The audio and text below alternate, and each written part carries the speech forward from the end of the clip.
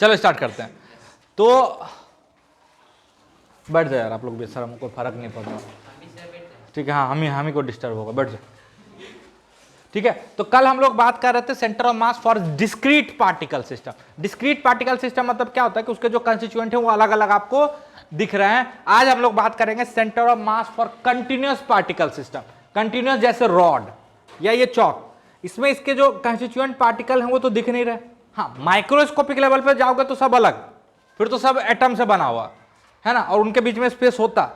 But macroscopic level पे बात करें तो क्या आप बता सकते हो कि इसके पार्टिकल कहाँ कहाँ हैं? इट्स अ कंटिन्यूअस सिस्टम, है ना। लेकिन मार्बल जो होता है ना, वो 10 मार्बल रखा हुआ, तो वो एक डिस्क्रीट सिस्टम है ना। इसका सेंटर ऑफ मास, इसका सेंटर ऑफ मास, इसका सेंटर ऑफ मास और इसका सेंटर ऑफ मास। ठीक है, और नेट सेंटर ऑफ मास निकालना आपको सिखा दिए, sigma mi ri divided by sigma mi, है कि नहीं। सिग्मा मतलब होता है समेशन, और इंटीग्रेशन भी क्या होता है, समेशन। जब समेशन कंटिन्यूअस हो जाए तो क्या बन जाता है, इंटीग्रेशन। याद आ रहा?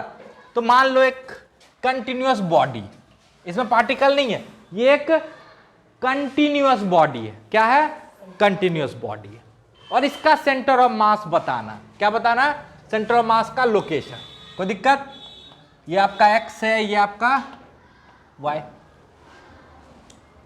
तो हम तो पार्टिकल के लिए सीखे सेंटर ऑफ मास निकालना, तो क्या करेंगे, इसमें एक छोटा सा पार्टिकल अज्यूम करते हैं, है ना।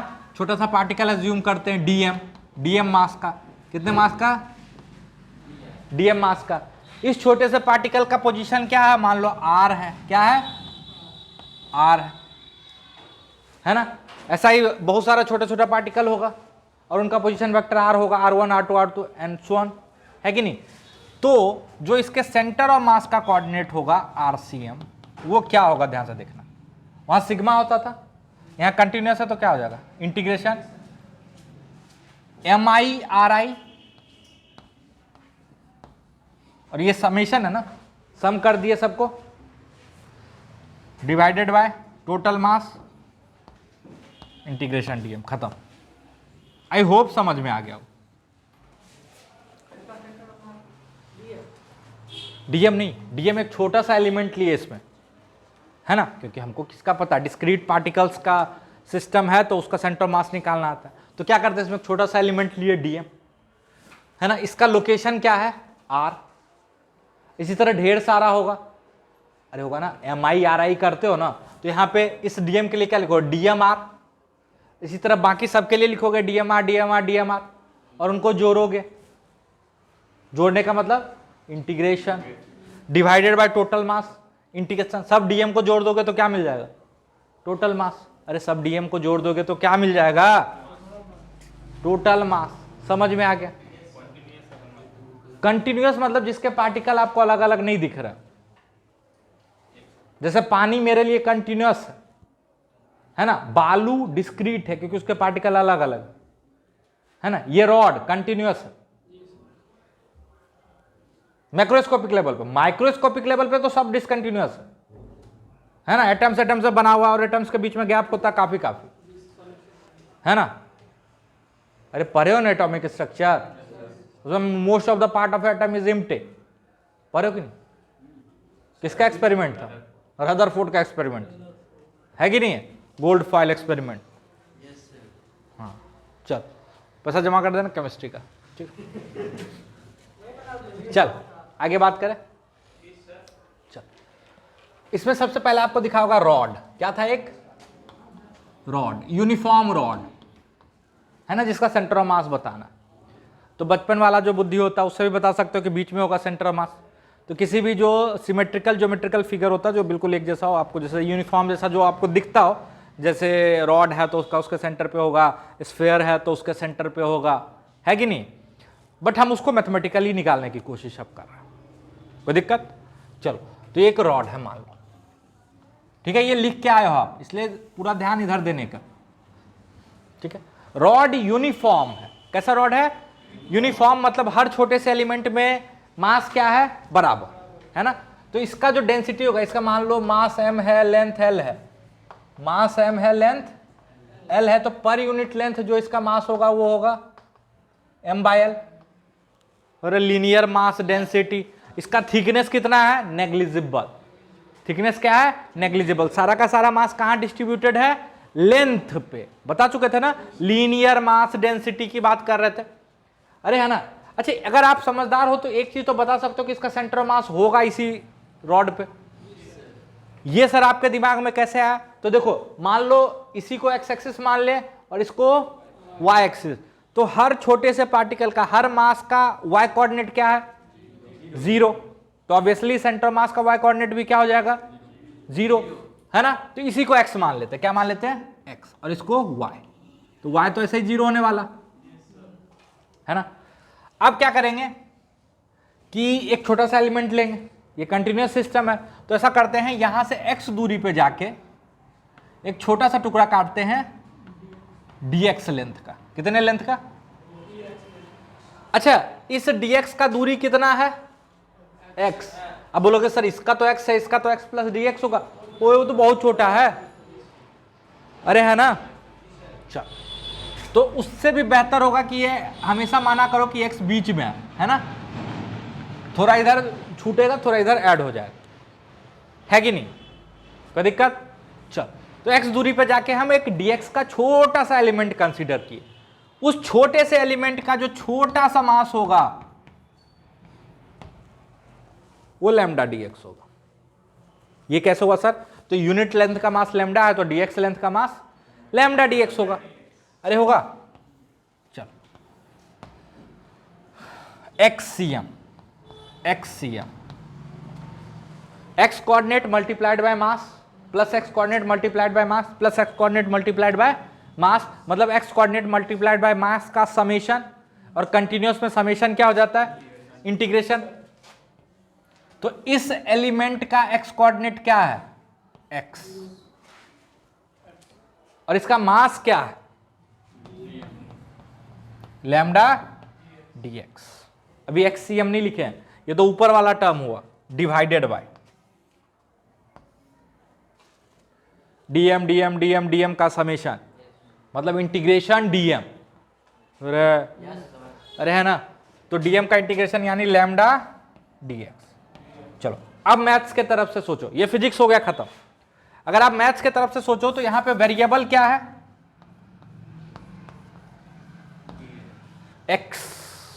x वेरिएबल है मेरा, अरे यहां के लिए अलग x होगा, यहां के लिए अलग x होगा, यहां के लिए अलग x होगा। पूरा रॉड कवर है तो x को कहां से कहां चलाना पड़ेगा, 0 से लेके l तक। सॉल्व कर लो, आंसर आ जाए। अब ये मत बोलना ये इंटीग्रेशन आप बताइए sir, lambda x square by 2 divided by, अच्छा इंटीग्रेशन के अंदर किसी को कैंसिल मत करना, वेरिएबल को सब कांड मत करना, बता चुके हैं 1-2 बार हम बीच में। तो ये नहीं कि यहां एगो dx है, dx को मार मूर के खत्म कर दिए, ठीक है।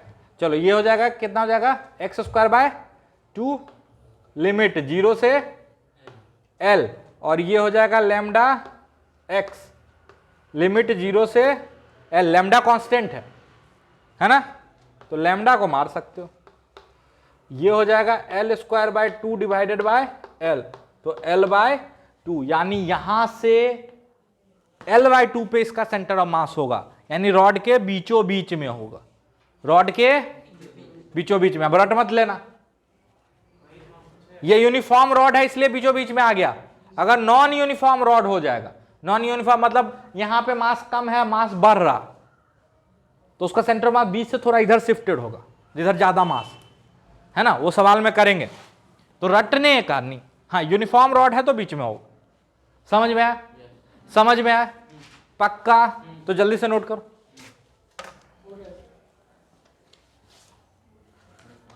और बस इसका सेंटर ऑफ मास बताना, ध्यान से देखो, यहां पे एक और चीज सिखा रहे हैं आपको। अब यहां पे ये बात आता है कि सर एक्सिस कैसे चूज करें, एक्सिस कैसे चूज करें। तो थोड़े से आप होशियार हो तो आपको दिखेगा कि इसका सेंटर ऑफ मास चाहे जहां हो, ये मत को किसी को अगर यहां लग रहा है सेंटर ऑफ मास तो उसको गलत लग रहा है, किसी को लग रहा है कि इस रिंग के सेंटर पे तो गलत लग रहा है, ठीक है। समझ में आ रहा है कैसे गलत हो, वो भी प्रूफ कर देंगे थोड़ी देर में, उसके लिए परेशान नहीं हो। लेकिन एक चीज तो हमको समझदारी से समझ में आ रहा है कि इसका सेंटर ऑफ मास होगा इसी लाइन पे, इसका सेंटर ऑफ मास इसी लाइन पे होगा, यहां हो यहां हो यहां हो यहां हो यहां या नीचे हो, बट होगा इसी लाइन पे। अब आप बोलोगे सर आपको तो पहले से पता है इसलिए आप बोल रहे हो, नहीं, लॉजिक। क्या बता रहे हैं? लॉजिक। ध्यान से देखो, अगर कोई सा भी एक छोटा सा टुकड़ा यहां लेते हैं, बिल्कुल ध्यान से देखना, तो इसका कोऑर्डिनेट क्या लिखोगे?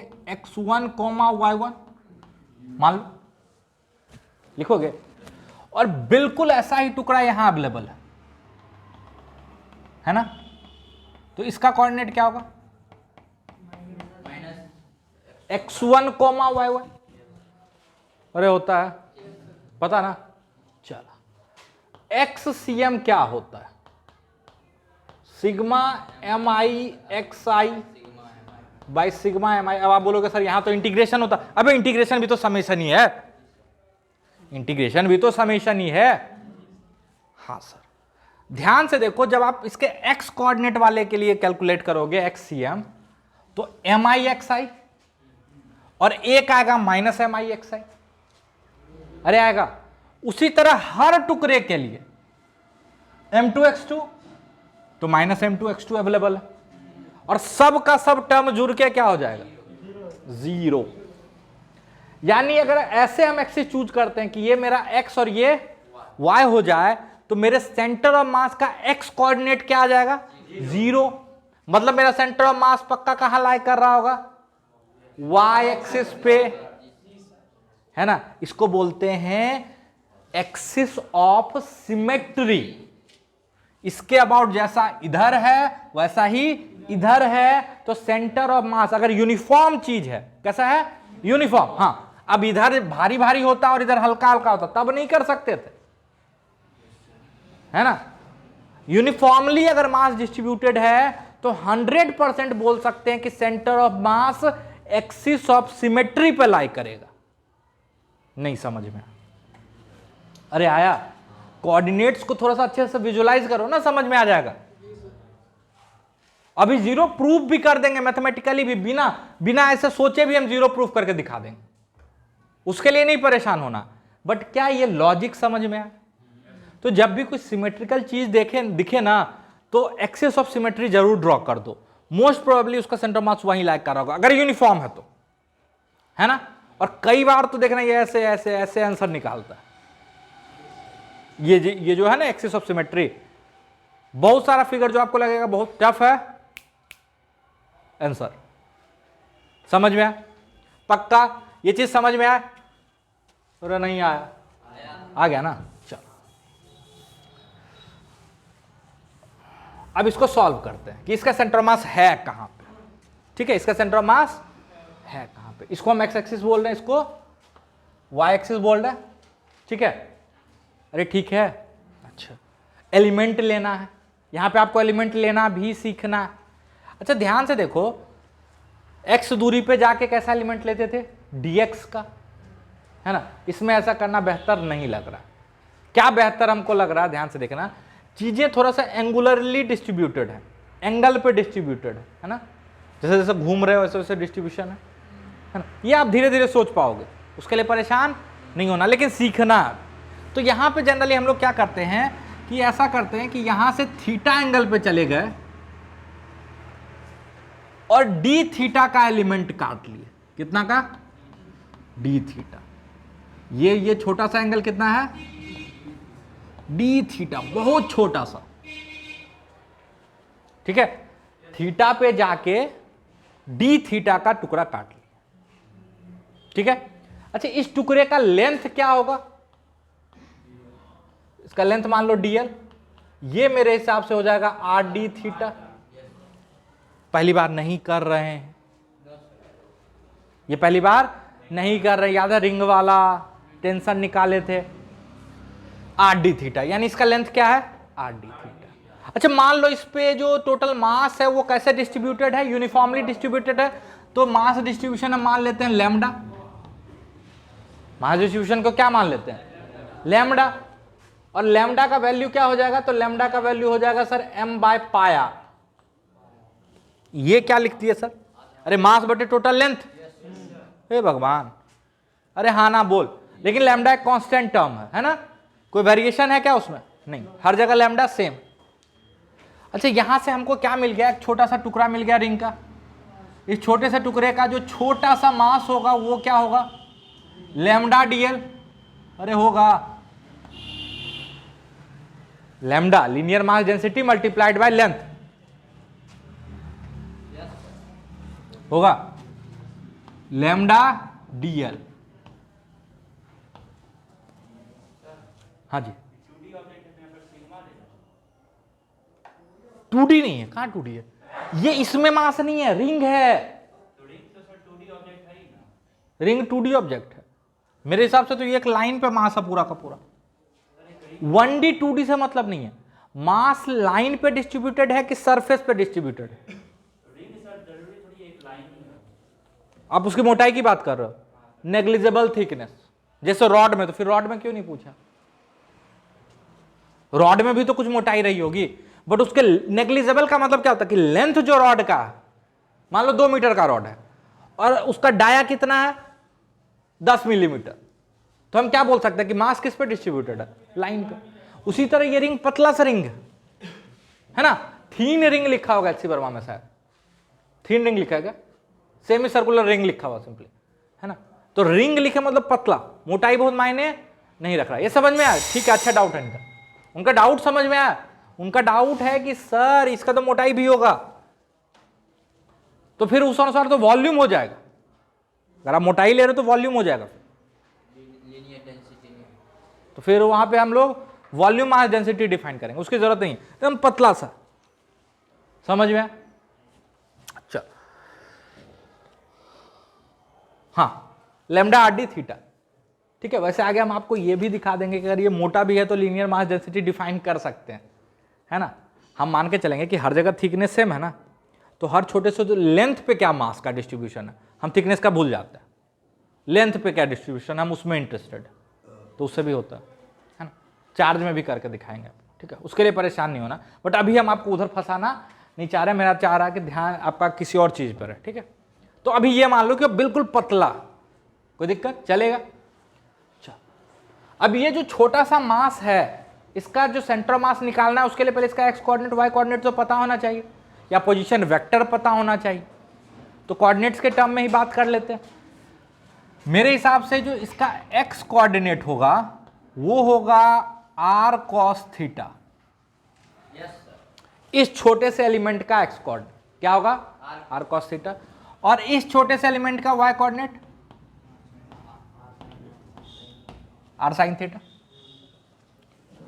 अरे होगा, चलो तो सिंपल सा फंडा हो गया, एक्स सी एम क्या होगा, इंटीग्रेशन छोटा सा एलिमेंट का मास मल्टीप्लाइड बाय उसका एक्स कोऑर्डिनेट, अरे हाँ ना बोलो, तो छोटा सा मास क्या, पहले वाई सी एम निकाल लेते हैं, ठीक है, क्योंकि एक्स सी एम हमको पता है 0 आने वाला, बट वो निकाल के हम दिखा देंगे, उसके लिए परेशान नहीं होना। वाई सी एम क्या आ जाएगा, छोटा सा मास क्या है, lambda are D multiplied by इसका Y coordinate divided by DM, DM. अच्छा यहां पे वेरिएबल क्या है, पूरा रिंग कवर करना है तो थीटा को कहां से कहां ले जाना पड़ेगा, 0 से पाई। अच्छा कांस्टेंट टर्म्स को काट सकते हो, लैम्डा लैम्डा, ठीक है। चल तो ऊपर बच जाएगा r sine theta d theta, बताओ इंटीग्रेशन क्या होगा, r cos theta minus sine के साथ, मेरे साइन थीटा का इंटीग्रेशन माइनस कॉस थीटा होता है ना, माइनस साइन के साथ, बट हम माइनस को खा जा रहे हैं और लिमिट उल्टा कर दे रहे हैं, पहली बार नहीं किया, बहुत बार कर चुके हैं, माइनस को खा गए और लिमिट उल्टा कर दिया, कोई टर्म नहीं छूटे, बस इतना याद रखना। और नीचे क्या बचेगा, डी थीटा का इंटीग्रेशन थीटा 0 टू पाई। तो ये आ जाएगा, r को बाहर रहने दो, और इधर हो जाएगा cos 0 1 minus cos pi minus 1, तो माइनस माइनस, हाँ, डिवाइडेड बाय पाई। कहाँ डी थीटा छोड़ दी? हाँ, वेरिएबल है, वेरिएबल ने, तो पिछले में dx क्यों नहीं काटा बे? अबे सोता है क्या तू? वेरिएबल को काट दो मस्त। पिछले में बोले भी थे कि मस्त dx को काट देना, मजा आ जाएगा, है ना? तो ये हो गया 2r by pi, 2r by पाई, यानी सेंटर ऑफ मास का y कोऑर्डिनेट क्या है?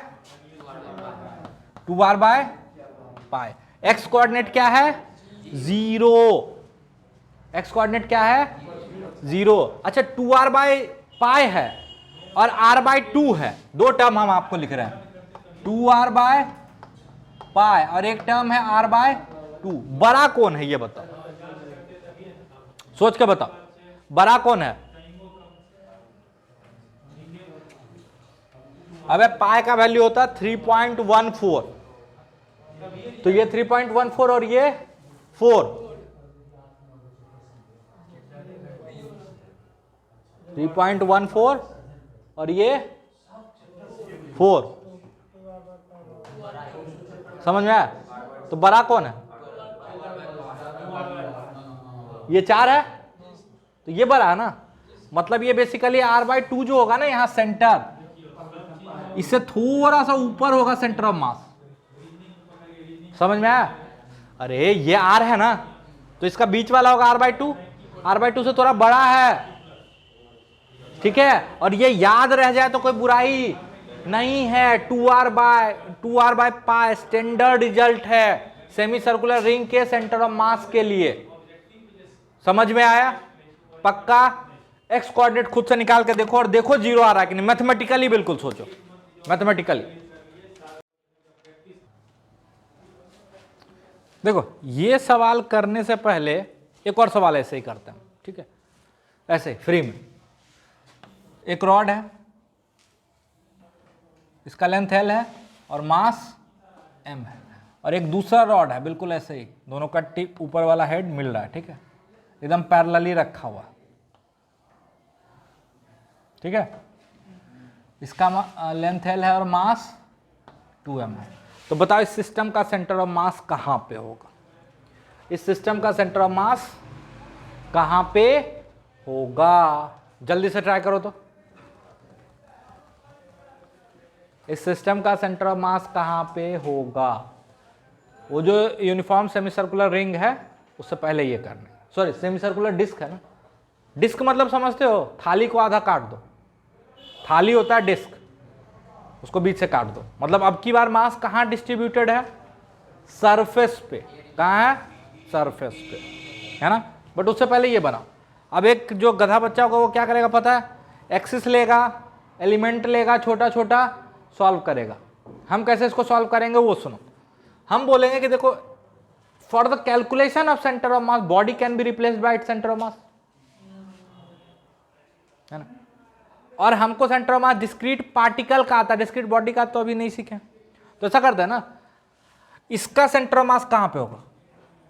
इसके सेंटर पे, है ना? भूल जा बॉडी, यहां पे है बस एक मास m रखा हुआ L/2 पे, ठीक है? और यहां पे मास रखा हुआ है, और मान लेना ये दूरी मान लेना d, क्या मान लेना? d। ये क्या है? ये क्या होगा? 2m। ये बॉडी खत्म, अब बस दो पार्टिकल है मेरे पास, एक m और एक 2m, और जिसके बीच का दूरी क्या है? d। तो उसका सेंटर मास पक्का इसी लाइन पे होगा। अरे होगा,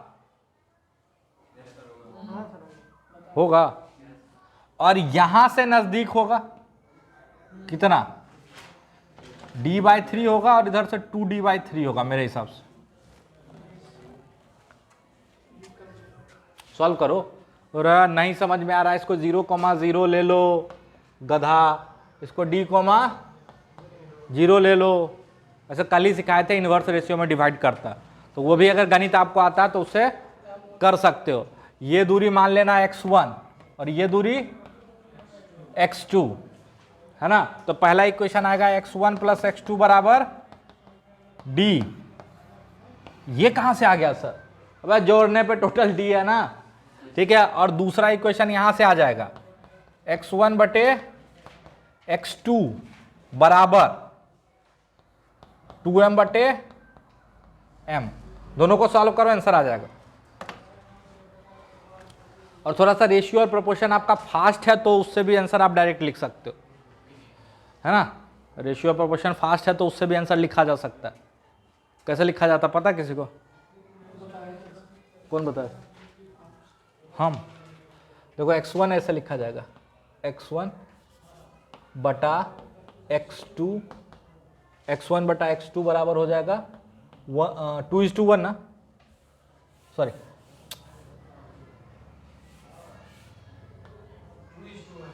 हाँ, ठीक है। तो यहां से x1 आप लिख सकते हो इसका हिस्सा बटे टोटल हिस्सा। अरे x1 का हिस्सा क्या है? 2 और टोटल हिस्सा क्या है? 2 1 3 और कितने में से? d में से।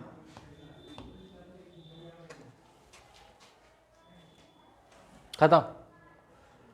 और इसका x2 कैसे लिखते हैं? इसका हिस्सा बटे टोटल हिस्सा इनटू किस में से हिस्सा ले रहा है? डी से। खत्म, ठीक है। ये जिसका थोड़ा सा मैथ्स फास्ट है वो अपने आप कर सकता है, ये हम कुछ नया नहीं सिखा रहा, ठीक है। 9th-10th में पढ़ते हो ना रेशियो प्रोपोर्शन, सॉरी हम लोग कोरोना वाले हो ना, कोई बात नहीं, समझ गया। अब वो करेंगे सवाल, पहले ये लिख लो जल्दी से। तो अब for the calculation of centre of मास, ध्यान से सुनना, हमेशा की बात नहीं कर रहा, but for the calculation of centre of mass body can be replace by its centre of मास। तो मस्त 2 पॉइंट हो गया मेरे लिए, है ना। उसका सेंटर ऑफ मास निकालना आता है हमको, है कि नहीं? चल जल्दी से लिखो।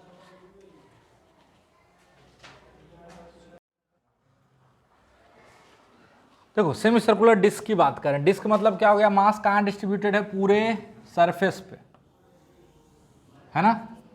मास कहाँ डिस्ट्रीब्यूटेड है? सरफेस पे, मतलब ये ऐसे हर जगह मास, ठीक है। तो यहाँ क्या डिफाइन करोगे? Lambda, sigma, rho, sigma. तो मेरे हिसाब से यहाँ सिग्मा हो जाएगा m by pi r square by 4।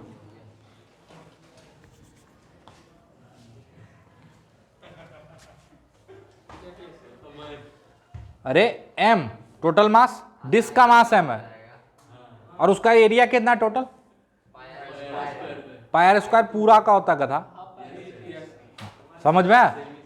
समझ में? ये क्या है? सिग्मा क्या है? मास पर यूनिट एरिया, मास पर यूनिट एरिया। ध्यान से देखो कांस्टेंट टर्म है, ध्यान से देखो तो कांस्टेंट टर्म। अच्छा, अब फिर अगर आप होशियार हो तो आप बोल सकते हो सर इसका सेंटर मास हो ना हो इसी लाइन पे होगा, बाइसेक्टर पे। कहां है पता नहीं, होगा इसी लाइन पे। कैसे? जैसा मास डिस्ट्रीब्यूशन इधर वैसा है मास डिस्ट्रीब्यूशन इधर, तो कहीं पे एक छोटा एलिमेंट लेंगे मल्टीप्लाइड बाय एक्स कोऑर्डिनेट, वैसे ही छोटा element multiplied by negative x coordinate. कुछ नहीं समझ में आ गया? अरे आ गया, ठीक। मतलब होगा तो इसी लाइन पे होगा, होगा तो इसी लाइन पे होगा। अब कोशिश करते हैं निकालने की। तो हमको लग रहा है कि देखो इसका सबसे अच्छा एलिमेंट लेने का तरीका है कि पतला पतला रिंग ले लो। बोलो सर रिंग से ही बन सकता है क्या? बिल्कुल बन सकता है। प्याज देखो, प्याज, प्याज तो डिस्क जैसा होता है। पहले प्याज को गोल काट दो और उस गोल को आधा काट दो, अब ऊपर से खोलो, रिंग है पतला पतला। अरे पतला पतला, पतला पतला। हम ऐसा करते हैं यहां से आर दूरी पे चले जाते। कितने दूरी पे? आर दूरी। यहां पे आर वेरिएबल है, अलग अलग दूरी पे अलग अलग आर होगा, है ना। और आर दूरी पे जाके एक पतला सा एलिमेंट काटते हैं डी आर का। कितने का?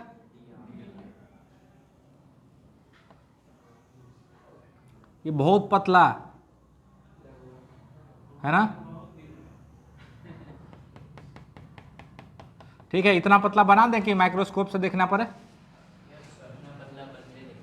ठीक है। आर पे जाके डी आर थिकनेस का एक एलिमेंट काट लिया। कितना थिकनेस का? D R thickness. इसका थिकनेस कितना है? D R.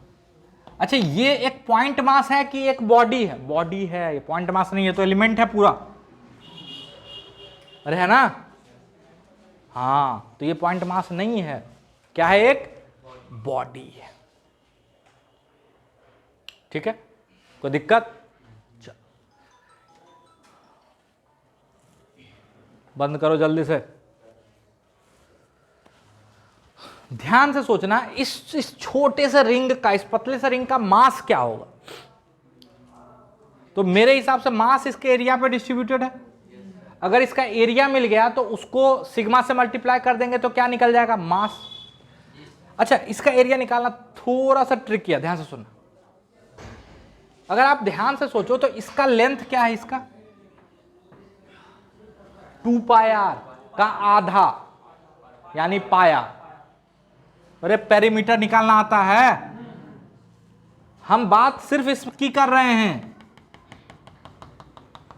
अंदर बाहर भूल जाओ। ये लेंथ क्या होगा? 2 पाई आर बटा 2, तो पाई आर, स्मॉल आर की बात कर रहे हैं। अच्छा, ध्यान से सोचो, इसका भी लेंथ रफली वही होगा, क्योंकि थिकनेस बहुत ज्यादा थोड़ी है। इसको लोग खोल दो। It's a ribbon, it's a ribbon like this, जिसका ये लेंथ है पाई आर और ये थिकनेस क्या है? D R. अरे है, तो इस रिबन का एरिया क्या है? Length into width. तो इसका जो छोटा सा एरिया है वो है पाई आर डी आर। हाँ, पाई आर डी आर, यानी इसका जो छोटा सा मास है वह sigma pi r d are.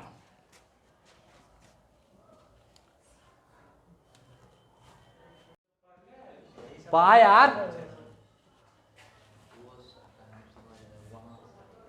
कहीं गड़बड़ लिखा? अच्छा हाँ, थैंक यू।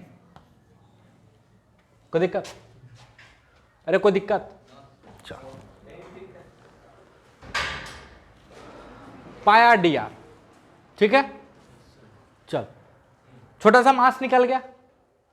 अच्छा, हम क्या जानते हैं कि जब हम इंटीग्रेशन फॉर्म में करते हैं तो एक्स कोऑर्डिनेट या y coordinate multiplied by point mass का जो छोटा सा मास है डीएम, बट ये तो पॉइंट मास है नहीं। अरे जैसे एक्ससीएम लिखते थे तो यहां क्या लिखते थे? X DM. एक्स क्या होता था? इस पॉइंट मास का coordinate, x coordinate, divided bye क्या लिखते थे? डीएम।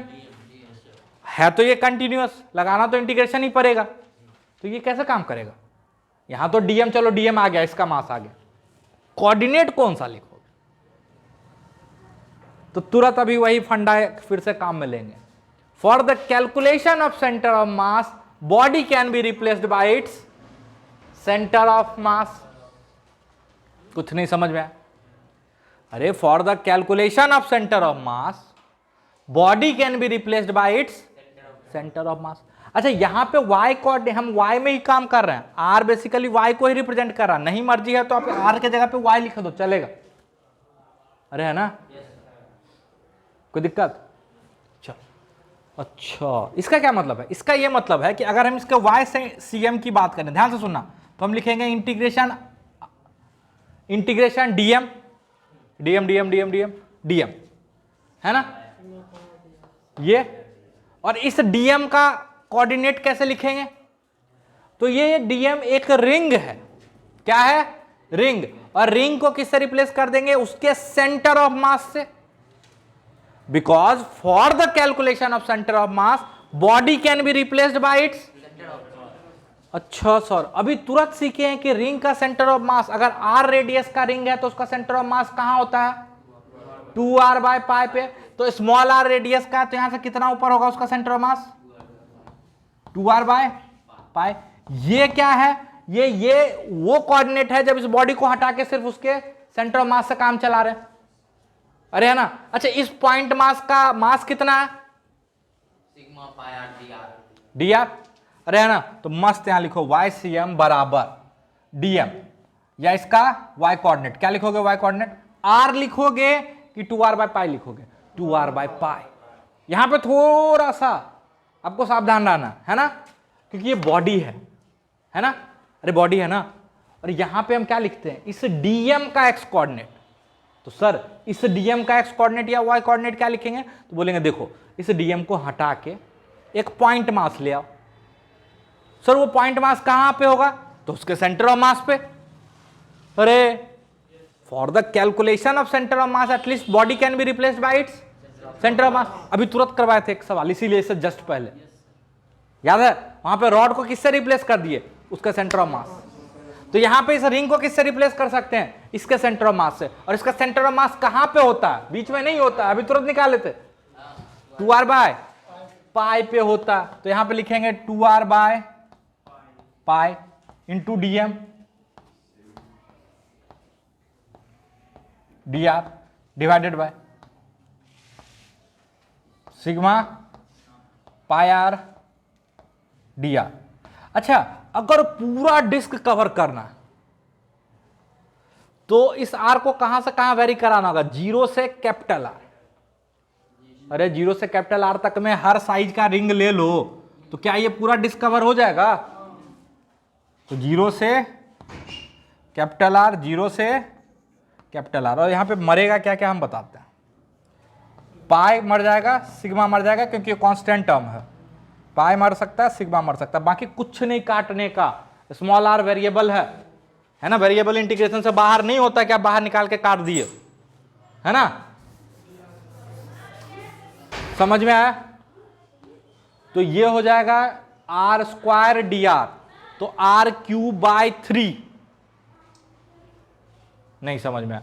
अरे आर स्क्वायर डी आर आएगा ना, तो आर स्क्वायर का इंटीग्रेशन क्या हो जाएगा? R cube by 3। अच्छा 2 बाय पाई को पहले बाहर रखो, ये कांस्टेंट है, तो ऊपर बच जाएगा, उसमें लिमिट भी हम पुट कर दे रहे हैं डायरेक्ट, कोई दिक्कत? डिवाइडेड बाय यहां हो जाएगा आर डी आर, तो ये हो जाएगा आर स्क्वायर बाय 2, और ये 2 ऊपर जाके गुना हो जाएगा, और ये 3 नीचे आ जाएगा, और आर स्क्वायर से आर स्क्वायर कट जाएगा, तो ये बचेगा 4r बाय 3 पाई। कर लो ना, इतना कैलकुलेशन हम नहीं बता रहे। और ये 2 बाय पाई बाहर है, ये r नीचे है डिवीजन में, तो ये ऊपर चला जाएगा, और ये 3 नीचे रहेगा, कोई दिक्कत? तो 4r बाय 3 पाई। ध्यान से देखना, ये r बाय 2 से छोटा होगा।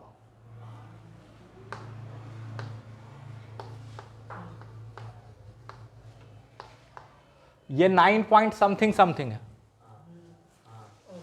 और ये 8 है, ये 8 है, ये 9 पॉइंट समथिंग है, तो बड़ा कौन है? r by 2। यानी जब डिस्क की बात करते हैं, ध्यान से सुनना, जब डिस्क की बात करते हैं तो इसका जो सेंटर ऑफ मास है ना, वो r बाई 2 से थोड़ा नीचे आता है, आना भी चाहिए। तुरंत बता दे कैसे। मान लो ये पूरा का पूरा एक प्लेट होता, स्क्वायर प्लेट होता, क्या होता? Sorry, rectangular plate.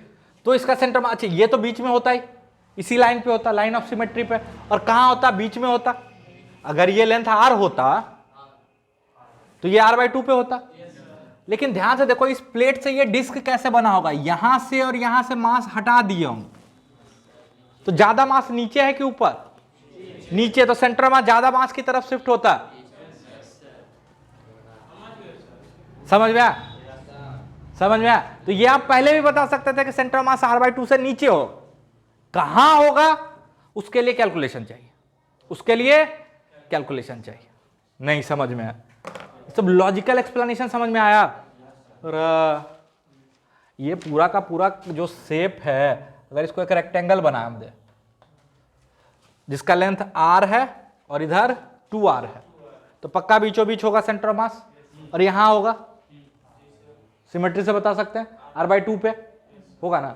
लेकिन इससे ये डिस्क कैसे बना होगा, तो ये वाला हिस्सा और ये वाला हिस्सा काटे होंगे, मतलब देखो ऊपर से कुछ मास कम हो गया, अरे तो ऑब्वियसली सेंटर मास नीचे शिफ्ट हो जाएगा, क्योंकि सेंटर मास भारी वाले मास की तरफ होता है, ये कल ही प्रूफ किए थे।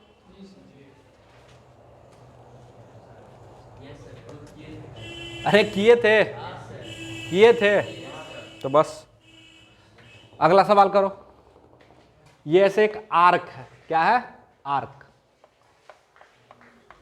और आर्क है और ये सेंटर है, मतलब जिस रिंग से ये आर्क बना हुआ है, रिंग होता, आर्क रिंग का होता है ना, प्लेट का सेक्टर होता, ये आर्क है, मतलब मास कहां डिस्ट्रीब्यूटेड होगा, ऑब्वियसली इस पे, समझ में आया।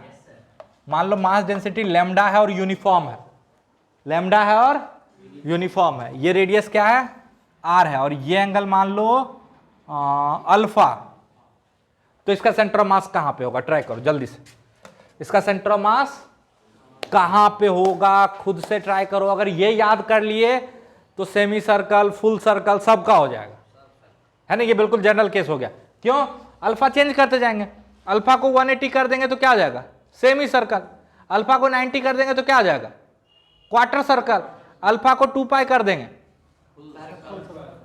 बनाओ ना, इसी खुशी में बनाओ ना।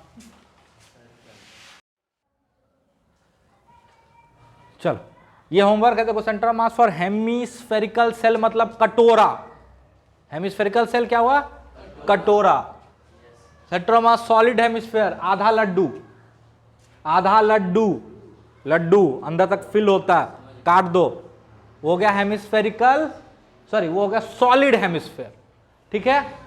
वर्कड आउट एग्जांपल 1, 2, 3 और एक्सरसाइज का 1 to 9, सेंटर ऑफ मास का थोड़ा सा प्रैक्टिस हो जाएगा, ठीक है। अभी जो हम दिए थे आर्क था, क्या था, आर्क। अगर आप थोड़े से भी होशियार हो, थोड़े से भी सजग हो, तो आप जानते हो कि इसका जो सेंटर मास होगा वो इसके बाइसेक्टर पे होगा इस पे, ये तो कंफर्म है ना, अरे है ना, ठीक है। ऐसा करते हैं, यहां से थीटा, ये बाइसेक्टर से इधर वाले को पॉजिटिव मान लेते हैं और इधर वाले को निगेटिव मान लेंगे, एंगल को, तो मेरी मर्जी है ना, ये मत बोला कि सब क्लॉकवाइज तो हमेशा निगेटिव होता, मेरी मर्जी है, वो कन्वेंशन है। तो यहां से क्या करते हैं, थीटा एंगल पे जाके एक छोटा सा एलिमेंट काट लेते हैं डी थीटा का, ठीक है।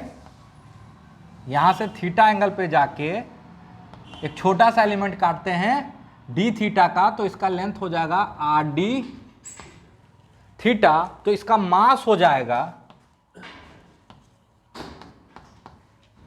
Lambda are d theta. यहां तक में कोई डाउट, अरे लैम्डा आर डी थीटा, अरे ठीक है। अच्छा इसका एक्स कोऑर्डिनेट तो 0 होने वाला है, तो एक्स कोऑर्डिनेट में मेरा इंटरेस्ट भी नहीं है। वाई कोऑर्डिनेट देखें, ये अगर आर है, ये थीटा है, तो ये थीटा होगा, ऑल्टरनेट एंगल, ये थीटा है तो ये आर कॉस थीटा होगा, अरे होगा। इसको हम एक्स एक्सिस बोल रहे हैं और इसको वाई एक्सिस बोल रहे हैं। एक्स एक्सिस तो 0 आने वाला, एक्स कोऑर्डिनेट तो 0 आने वाला, क्योंकि जितना इधर उतना ही इधर, तो सीधा वाई में बात करें। चलो अच्छा, ये छोटा सा मास है, इसका वाई कोऑर्डिनेट क्या है, आर कॉस थीटा, तो सेंटर ऑफ मास जो होगा वाई सी एम, वो होगा integration y r cos theta into d m lambda are d theta divided by d m lambda are d theta. अरे होगा, limit देखते हैं, लिमिट लिमिट, इधर पॉजिटिव और इधर नेगेटिव, अरे होगा। तो ये टोटल एंगल कितना था, अल्फा, तो ये हो जाएगा अल्फा बाई 2 प्लस में और ये हो जाएगा अल्फा बाई 2 माइनस में, क्या हो गया। अब पूरा कवर करना है तो यहां से लेके यहां तक, यानी माइनस अल्फा बाई 2 से प्लस अल्फा बाई 2, अरे होगा।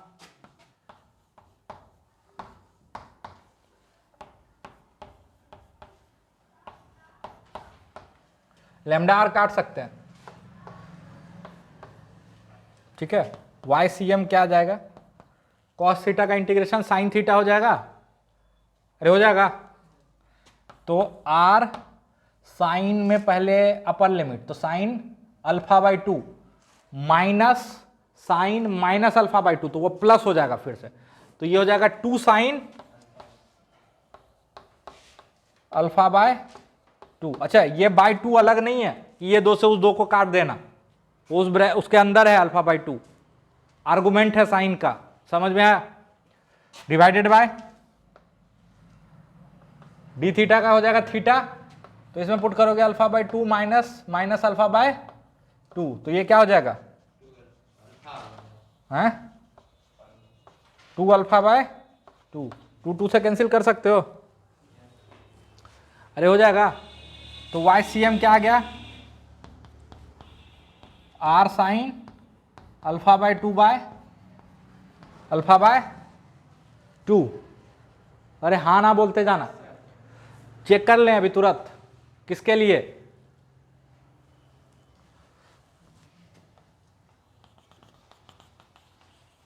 अल्फा कितना था 180, 180 पुट करके देखो तो, r sine pi by 2 1 divided by pi by 2, 2r by pi, सही आ गया क्या,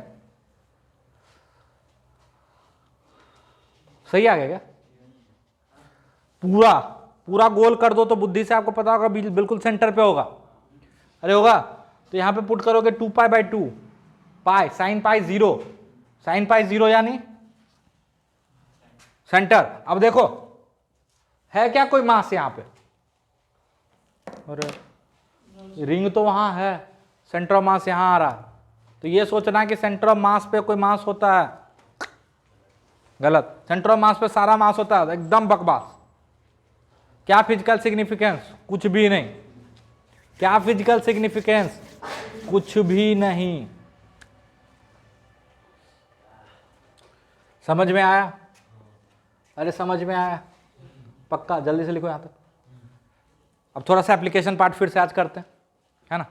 सेंटर मास का कुछ कैलकुलेशन होमवर्क दे दिए, क्या क्या होमवर्क हुआ ये, तो कल क्लास यहीं से स्टार्ट होगा, ठीक है। फिर एप्लीकेशन पार्ट तो करते ही रहेंगे रोज। अब थोड़ा सा एप्लीकेशन पार्ट कर लेते हैं, यहां तक जल्दी से लिखो।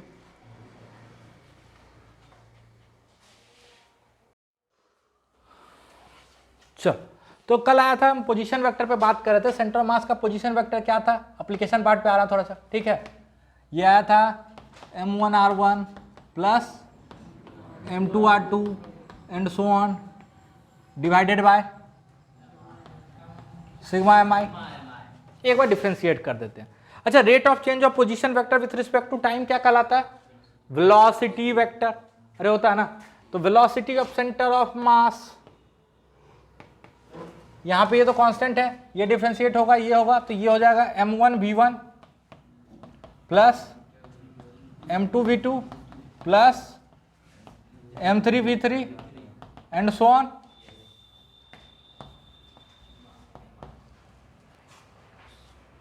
अरे होगा सर ये क्या, m1 v1 plus m2 v2 plus m3 v3 क्या क्या क्या, जल्दी से बताओ, जल्दी से बताओ।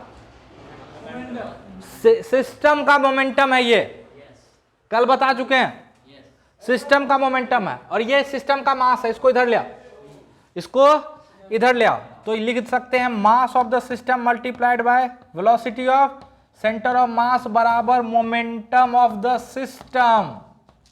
अरे वाह, तो बड़ा शानदार रिजल्ट है।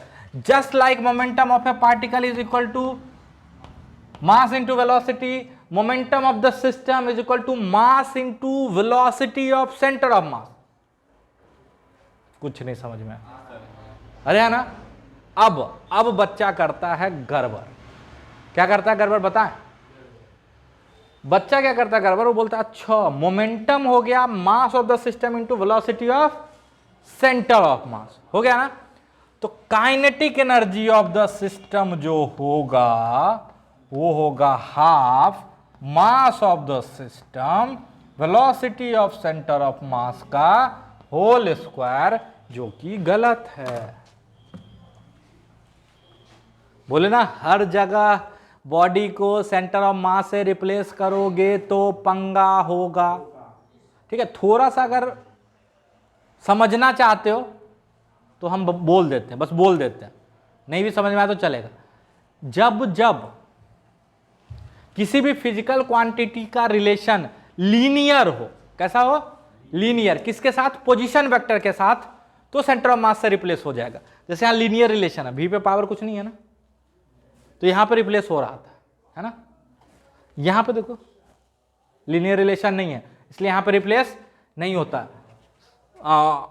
इसमें पोटेंशियल एनर्जी में लीनियर रिलेशन होता है, तो वहां पे whole body can be replaced by its centre of mass for the calculation of potential energy, but for the calculation of kinetic energy whole body can not be replaced by its centre of mass. सबसे अच्छा example, जब पंखा चलता है, इसका centre of मास कहीं नहीं जा रहा, अपने जगह पे, वह पंखा हिल रहा हो तो बैलेंसिंग प्रॉब्लम है। अगर अच्छा पंखा, नया पंखा, तो बिल्कुल नहीं हिलेगा, वो सिर्फ घूमेगा। तो सेंटर ऑफ मास चल रहा है क्या, नहीं, तो क्या पंखा में कोई एनर्जी नहीं है, काइनेटिक एनर्जी। हाथ देके देखो, मजा आ जाएगा। जिसको लगता है एनर्जी नहीं है, गर्दन घुसा देना। जिसको भी लग रहा है कि एनर्जी नहीं है, हाँ बिल्कुल, उसका बैलेंसिंग प्रॉब्लम है। ठीक है, ठीक करवा लो, मत्था पे गिर जाएगा। ठीक है, अच्छा पंखा और सही से अगर कसा हुआ तो हिलेगा नहीं, क्योंकि पंखा ऐसे डिजाइन किया जाता है। गाड़ी का जो चक्का होता है ना, ऐसे डिजाइन किया जाता है कि वो ऊपर नीचे नहीं हो। जब गड़बड़ होता है, वो इधर उधर भागता है, तो बैलेंसिंग करवाना पड़ता है, व्हील बैलेंसिंग। वापस आते हैं बैक, तो रिप्लेस कर दो, क्या पंगा हो जाएगा। क्या होगा सर इसका वैल्यू, वो हम करेंगे बात आगे, बट ये रिप्लेस करोगे गलत हो जाएगा, गलत है। एग्जाम्पल दिखा दिए, सेंटर मास का वेलोसिटी क्या है, 0, पुट कर दो 0, तो काइनेटिक एनर्जी क्या आ जाएगी, 0, मतलब पक्का ये इक्वेशन गलत है। अरे है ना, एनर्जी तो है उसमें, है कि नहीं। नहीं विश्वास हो तो फिर समझा ही दिए, रोकने का नहीं, ऐसे उंगली घुसाने, चलते में, ठीक है। हाँ, जब चल रहा तो ऐसे हल्का हल्का, ठीक है। बकवास जितना करा लो ना, आगे चले। चल, तो हमेशा बॉडी को सेंटर ऑफ मास से रिप्लेस करना is not a good idea, not an good idea. Example पहला दिख गया, है ना। कई बार रिप्लेस कर भी सकते हैं, वो भी हम आपको दिखा देंगे एग्जाम्पल, उसके लिए परेशान नहीं होना, बट हमेशा रिप्लेस नहीं करने का। और जब भी रिप्लेस करना तो पहले प्रूफ करना पड़ेगा कि हाँ रिप्लेस कर सकते हैं। कोई दिक्कत, तो देखो सिस्टम का मोमेंटम लिखने का में रिप्लेस कर सकते हैं, बिल्कुल। सिस्टम का momentum equal to mass of the system into velocity of centre of mass. कोई दिक्कत, पक्का। चल, इसको एक बार और डिफरेंशिएट करो। ACM बराबर M1A1 plus M2A2 plus so on divided by sigma MI, divided by sigma MI। कोई दिक्कत, ठीक है। ये टर्म क्या पता है, नेट एक्सटर्नल फोर्स है ये। कल हम प्रूफ किए थे नेट एक्सटर्नल फोर्स बराबर M1A1 प्लस M2A2।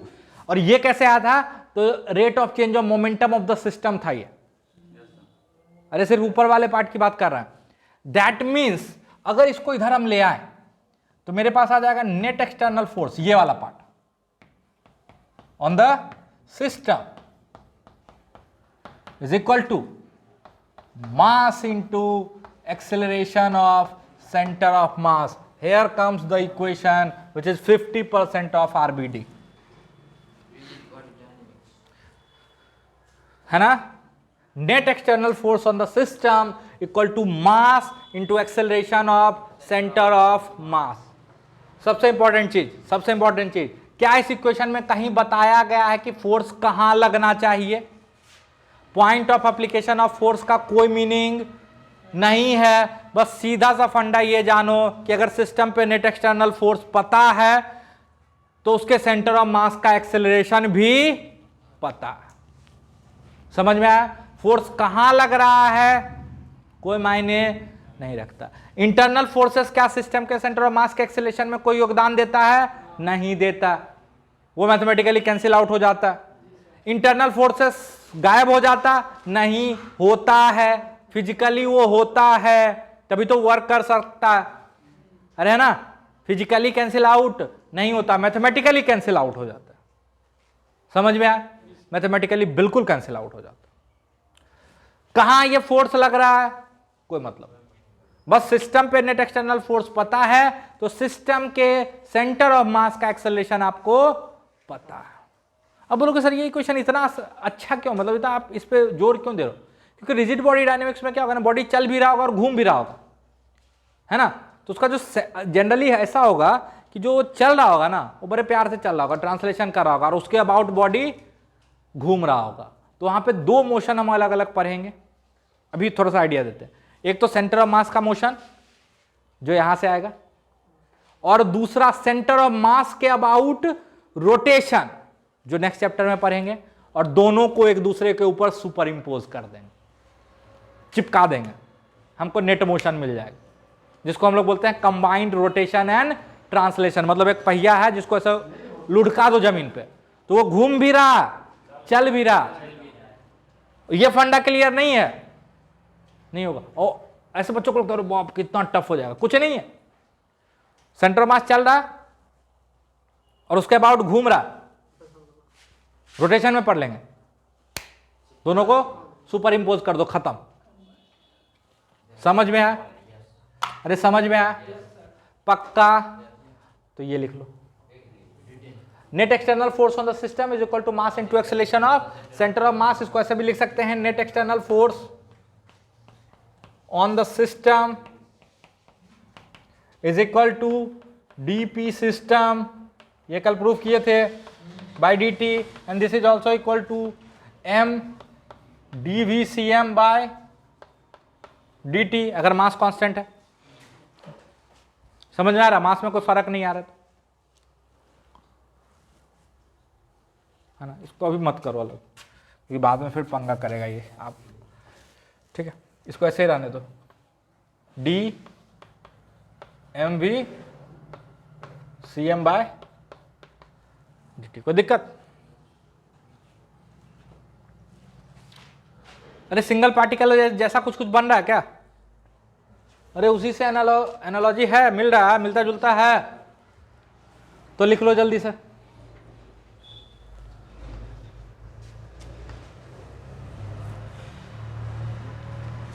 एक क्वेश्चन करेंगे आज के लिए, काफी है, ठीक है। यूरोडोम निकाल लो,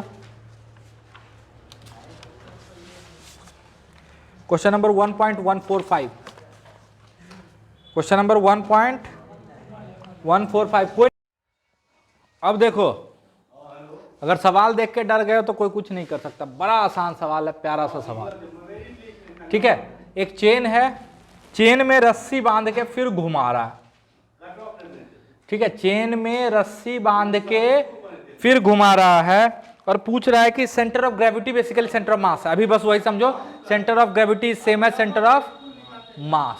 कोई दिक्कत? पक्का? अच्छा ऐसे चेन है, मान लो ये चेन है, ठीक है। हमको कोई मतलब नहीं है भाई ये किस शेप का है, किस साइज का है, ठीक है, कोई मतलब नहीं है हमको, ठीक है। अच्छा mg जो होता है ना, mg वो सेंटर के थ्रू एक्ट करता है, इट एक्ट्स थ्रू सेंटर, उसको भी आगे हम प्रूफ कर देंगे, उसके लिए कोई परेशान नहीं होना। अभी मान लो, तो मान लो यहां कहीं इसका सेंटर ऑफ ग्रेविटी है, ठीक है, बिल्कुल बीच में जरूरी नहीं है, चेन ऐसे भी हो सकता है तिरछा बिरछा, है ना। तो यहां कहीं सेंटर ऑफ ग्रेविटी आ रहा है, यहां कहीं, ठीक है। एक सेकंड, ठीक, ये यहां कहीं है, मान लो यहां कहीं, और ये वो एक्सिस है जिसके अबाउट इसको हम घुमा रहे हैं रस्सी से बांध के, ठीक है। और ऐसे रस्सी से बंधा हुआ और बोल रहा है कि रस्सी कितना एंगल बना रहा है, थीटा, ठीक है। वो हम पुट नहीं कर रहे हैं डाटा। और ये कितने से घुमा रहे हैं? ओमेगा से। कितने से घुमा रहे हैं? ओमेगा से। अगर आप ध्यान से देखो, हमको कोई मतलब नहीं है, इस पे दो ही एक्सटर्नल फोर्स, एक तो रस्सी का टेंशन और एक mg, और mg वहीं से पास करता है जहां सेंटर ऑफ मास होता है, सेंटर ऑफ ग्रेविटी होता है। ठीक है, तो मान लो यहां कहीं सेंटर ऑफ ग्रेविटी है, जो कि यही दूरी पूछ रहा है कि एक्सिस से कितना दूर है। ठीक है, तो मान लो x दूरी पे है, कितने दूरी पे है, x दूरी पे। तो ये x के सर्कल में घूम रहा होगा सेंटर, ये सेंटर x के सर्कल में घूम रहा होगा ना। ठीक है, अच्छा इस सिस्टम पे एक्सटर्नल फोर्स क्या है, एक तो mg, एक टेंशन। ठीक है, अच्छा यहां सर्कुलर मोशन का प्लेन क्या है, हॉरिजॉन्टल, तो वर्टिकल में नेट फोर्स क्या होना पड़ेगा, 0। इधर t cos थीटा, इधर t sin थीटा। बिल्कुल ध्यान से सुनना, फोर्स कहां लग रहा है ये कोई मायने नहीं रखता, क्योंकि ये सिस्टम एक हॉरिजॉन्टल प्लेन में घूम रहा है, इसका सेंटर ऑफ मास, मतलब इस पर नेट फोर्स वर्टिकल में 0 होगा। यानी क्या लिख सकते हो, t cos theta minus mg equal to 0, तो t cos theta equal to mg। और दूसरा इक्वेशन, सेंटर की तरफ इस पे एकमात्र फोर्स इस सिस्टम पे क्या है, t sin थीटा। अरे है ना, अरे कहां लग रहा है उससे हमको क्या मतलब, this force must be M V square by R या M omega square R, M omega square, अरे टोटल मास यहां सेंटर पे मान लो M omega square X, divide कर दो, टेन थीटा बराबर omega square X by G, X बराबर, सॉरी हाँ एक्स से पूछ रहा ना, रूट का जरूरत ही नहीं, एक्स बराबर G tan theta by omega square, खत्म। डाउट पूछ, है ना, क्योंकि ये जो इक्वेशन है, net external force on the system equal to M A C M, ये किसका एक्सेलरेशन देखता है, सेंटर ऑफ मास का। और यहां पे सेंटर ऑफ मास सर्कल में घूम रहा है, और अगर कोई भी पार्टिकल सर्कल में घूमता है तो उसका एक्सेलरेशन किधर होता है, अगर कांस्टेंट स्पीड से घूम रहा है तो सेंटर की तरफ, मतलब पक्का इस पे नेट फोर्स किधर होगा, सेंटर की तरफ। देखो अरे ये किसका एक्सेलरेशन, सेंटर ऑफ मास, और यहां सेंटर ऑफ मास सर्कल में घूम रहा है तो उसका एक्सेलरेशन किधर, सेंटर की तरफ, एम ओमेगा स्क्वायर आर।